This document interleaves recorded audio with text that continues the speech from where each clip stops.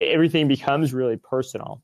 So, the amount of money that you're taking out of the business to live on is also, you know, uh, the amount of money that you could be putting into marketing. So like if you're just starting off and it's you and a co-founder, and you're spending $3 or $10 on a sandwich, that's $10 that could go to Google AdWords, and like doing those equations in your head of saying like, do I really need this sandwich?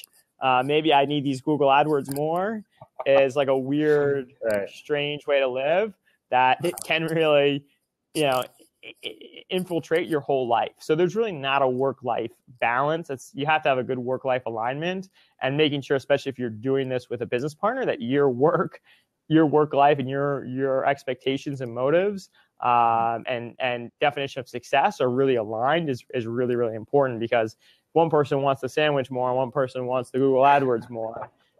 You end up getting in trouble. Now, this isn't sustainable. You can't live like that. At some point, you need to get and that's part of the business process, saying, okay, we need to professionalize things. We need to make sure that we have we can do some planning and we can, have a life.